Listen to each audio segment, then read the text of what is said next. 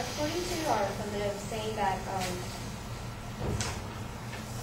the DREAM Act will exist or harm to the current U.S. citizens by saying the following three. First, existing source and education available to undocumented citizens will make resources more limited to current citizens. Second, the rate of undocumented graduates with a job whereas the documented students is equally close. Third, the amount of financial aid given nationwide will decrease, forcing all students, current students, to receive fewer or no financial aid. My response to that is first, only a small portion of undocumented will attend college and will not cause a limitation to education resources. Second will be, many students are not encouraged to attend college after high school due to their status of residency. Without a degree, a student cannot find a job or a higher paying job. Third is DREAM Act itself will not allow DREAM Act students to be eligible for federal education grants. My first claim, only a small portion of undocumented students will attend college will not cause a limitation. According to the Education of Fair Board studies, only a small percentage of undocumented students are ever pursue higher education. The Urban Institute estimates that 1/5 to 1/6 of the undocumented immigrant students drop out of high school every year. Only 65,000 undocumented immigrant students graduate from high school every year, and these high school graduates, only 5 to 10% actually go to college. Example in California. California has the largest number of immigrants, both undocumented and documented. Undocumented students make up an even small percentage of students actually attending California colleges. Only about 1 to 2% of the total population in all UCs, CSUs, and community colleges. For UCs, documented students is 99.82%.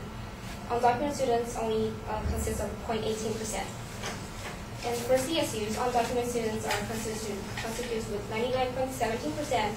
Undocumented students are only 0.83%. In community college, 98.83% are undocumented students. Undocumented students contains only 1.17%. Also said in the Fair Board, saying that college-ready undocumented students have proven that they can succeed academically despite seemingly for social, financial, and legal barriers. Indeed, they are some of the most industrious and entrepreneurial students for our country as to offer. And second, many students are not encouraged to go to college after attending high school due to their status. On average, recent immigrants comprise 3.1% of the population in countries with highest unemployment rates, over 13.4%. But recent immigrants account for a higher share of population in countries with the lowest unemployment rates, below 4.8%. Given the opportunity to receive additional education and training and move into better paying jobs, legalized immigrants pay more in taxes and have more money to spend and invest. It is therefore likely that if currently undocumented citizens were granted legal status, they will not only prove that their own circumstances but in turn make better contributions to the U.S. economy. And third, DREAM Act will not allow students to eligible for federal grants. It's stated in the DREAM Act itself. DREAM Act students will not be eligible for federal grants. Students will, however, be eligible for federal work studies, and student loans and individual states will be restricted for providing financial aid support to students. And therefore, they refute our negative sides opposed for our claim by saying that current immigration system is false accusation of causing harm to society and make the fact that immigration laws are set to help U.S. by framing overpopulation as follows. First, overpopulation will increase taxes, violence, and unemployment. Second, the limited time spent in distributing foreigners. And third, scarcity and resources. I'll respond by saying that by having undocumented students or immigrants to obtain for legal status, it will not increase taxes. Instead, they will have to start paying taxes and contribute to the U.S. government. In one of the studies in 2005, by eliminating 1.4 million undocumented immigrants would generate a 2.1 decline in taxes gross product or reporting. In that case, it's $7.7 billion. In the case for undocumented student, if the clarification stated that with college degree, they will be able to contribute substantially more in taxes, support their families, and they'd be less likely to receive government assistance.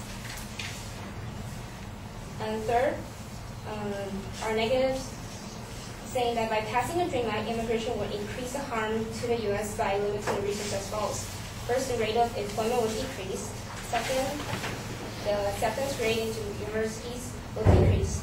Third, the amount of financial aid disparities will be less than what a student received without the DREAM Act. I'll be responding with the acceptance rate into university will not decrease because only 65,000 undocumented students actually graduated from high school and went to college.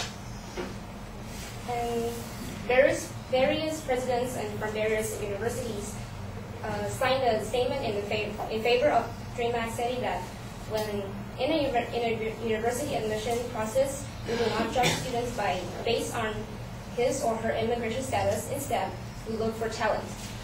We look for SAT scores and ACT scores and grade point averages. We read thousands of essays, we seek leaders and community servants, and every year undocumented students are admitted to our colleges fair and square.